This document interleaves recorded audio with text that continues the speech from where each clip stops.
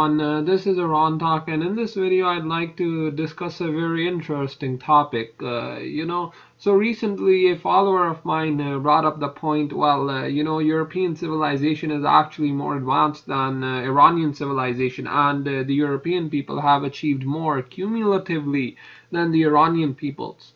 And I found this very interesting, and I thought for a moment, how should I refute this notion? And it's true, but then I came to this interesting realization that the Western civilization is not one entity. Western civilization is composed of various smaller entities, whereas Iranian civilization is one entity. And this is very interesting. In terms of Western civilization, you have Hellenic civilization, you have Roman civilization, you have Spanish, the civilization of the Hispanics, that's just an extension of, you could say it's an extension of Roman or Latin civilization. And then you have the civilization of the Germanics, as well as the Russians and Slavs, whereas Iranian civilization is just one entity. And therefore, to compare the achievements of an entire continent to an entire nation is rather foolish. But in this video, my objective is to prove that Iranian civilization has been one of the most productive civilizations in world history, even more so than each of these individual European civilizations, which were not, they were not cumulative. They happened sporadically. First you had the Greeks, then you had the Romans, then you had the Germanics who migrated in, and you even had the Byzantines, who were just an extension of Greek civilization. But nonetheless, my objective here is to prove that Iranian civilization has been one of the most productive and longest lasting civilizations in world history, stretching all the way from the ancient era, from the arrival of the Iranics into the Iranian plateau up to the modern era, and even the pre-Iranic history of Iran is also very interesting and very deep. One of the primary reasons why Nordicists attack Iranian civilization and the civilization of the Iranic people is because they don't attack it, they just want to claim it for themselves. And they see Iran as this great, unique, ancient civilization, which they've never ever, they don't have something like that for themselves. They can go back and claim the Roman civilization, the Greek civilization. That's none of our business. But when they get into the civilization of Iran, they see it as the world's first great civilization. It predates even Hellenic civilization. One of the reasons why they have such a great amount of attachment to Iranian civilization is because they see it as a great beacon of civilization and culture in the Near East, and they want to show that just because we weren't established here, we had civilizations in all the ancient world. Even though in the north we were not as advanced at the time, our kin in Iran and in Greece and in Rome made the same achievements. So essentially, because they were genetically like us, which is obviously not true, as all genetic evidence has proven 90 to 95% genetic continuity in Iran since the Iron Age. But essentially what they want to do here is they want to claim Iranian civilization as their own, and they see Iranian civilization as a great ancient civilization which they feel that they can lay claim to simply because of the misused Aryan identity, which they have also appropriated, and I covered that in a previous video. The fact of the matter is that Iranian civilization, the civilization of the Iranics, only belongs to Iran and the Iranian people. It does not belong to anyone else. Anyone else laying claim to Iranian civilization is completely foolish. They have a very limited understanding of reality and the facts. They are highly deluded, and they are very, very, very poorly misguided, and they are also a bit jealous, I would say that as well. But Iranian civilization has been very productive. It's one of the world's greatest civilizations. I would say it's comparable to the civilization of the Chinese or the civilization of Europe as a whole. But again, European civilization is not one entity. Western civilization is not one entity. It's a amalgamation of various different different civilizations and their achievements.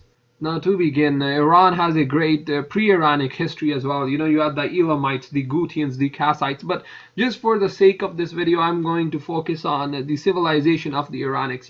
There's no other civilization. You can look through world history, and there's no other civilization which was as productive for more than 1,000 years as the civilization of the Iranians. And every time something occurred which negatively impacted the Iranian people, Iran always recovered. First, you had the Achaemenid Empire, which was the world's first great empire. And even though they were defeated by the Greeks and collapsed, the Parthians invaded and they restored order, and they reestablished, an older Iranian order, and Iran again began to prosper. But truly, the peak of Iranian civilization during the ancient era was achieved under the Sassanids. And again, after the Parthian dynasty declined, the Sassanids rose up. They established Zoroastrianism as a major state religion. They codified the religion. They established Iran as a superpower of the time. There were a lot of cultural achievements during this period as well, especially the Khanate system, which was a very advanced system of irrigation. The Iranians, well, the Sassanids had borrowed it from previous dynasties, but they had really perfected it.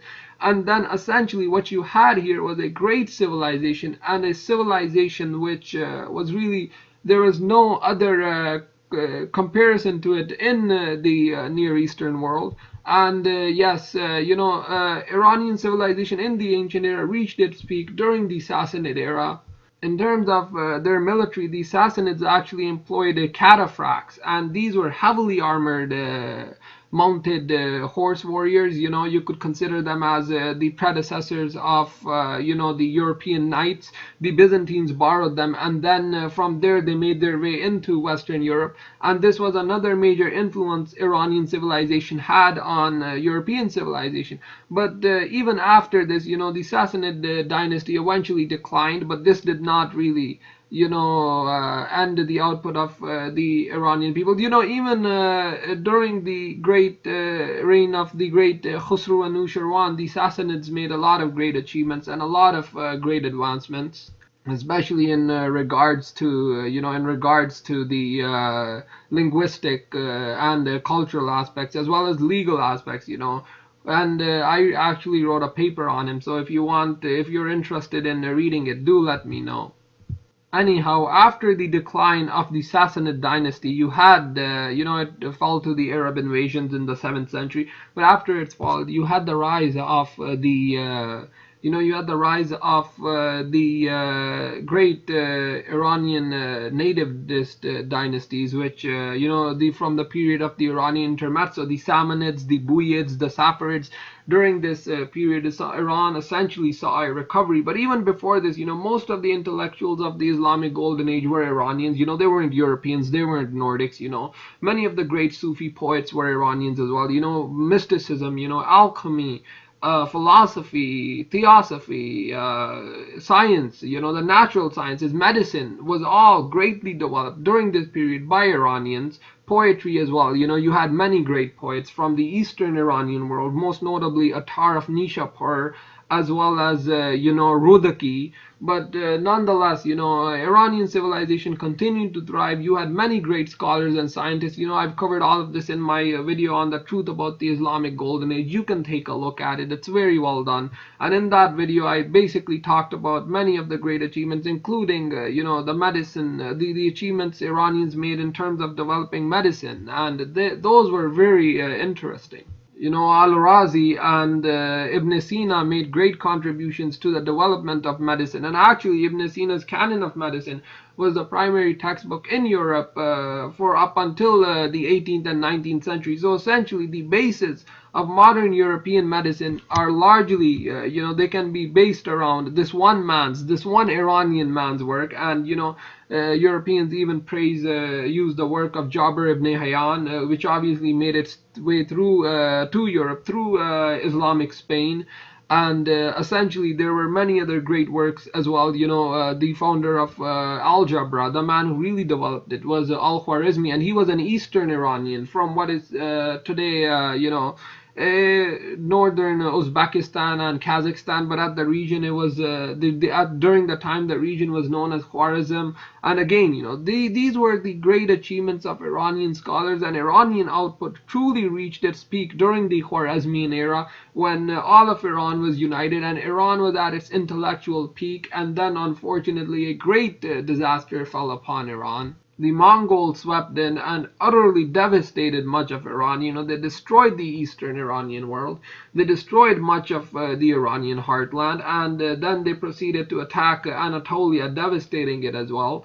But essentially, the Mongol invasions really set Iran back for a few centuries. But Iran would recover. Many say that Iran never really recovered from the Mongol invasion. And while I say that there is some truth to it, Iran did recover. In the 16th century, something great in Iran happened, and I will get into that now.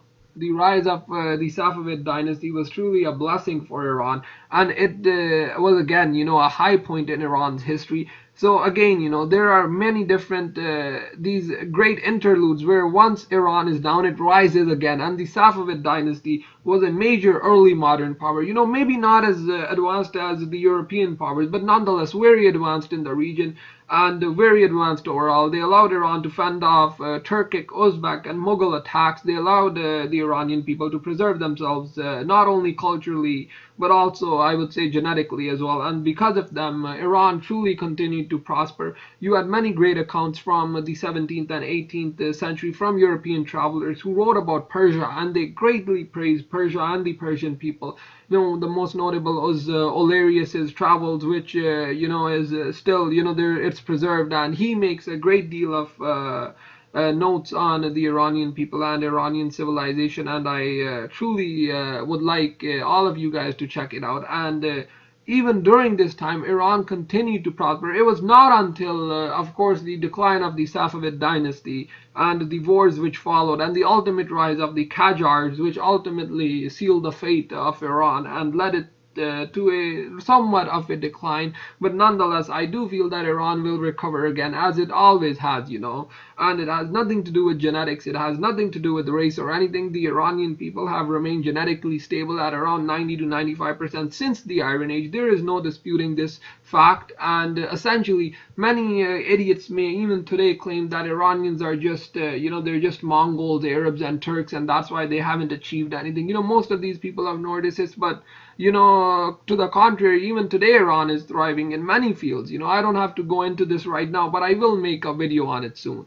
So when, many of these Nordicists try to compare the achievements of Iran, which mind you is just a single nation, a single entity, Iranian civilization, there are various sub-entities within that, but nonetheless, it's a single entity in my opinion. It's not like European or Western civilization, which is an amalgamation of various different entities. You have the Romans, you have the Greeks, you have the Germanics, obviously, you have the Slavs, you have the extension of the various Roman descendant cultures, such as the French, as well as the Spanish, the Romanians. But anyways, European civilization or Western civilization is not one entity, whereas Iranian civilization is. And that's essentially it. I don't have anything to say on this topic, but yeah, it's just something I thought I'd make a video on, since I haven't done something like this for quite a while.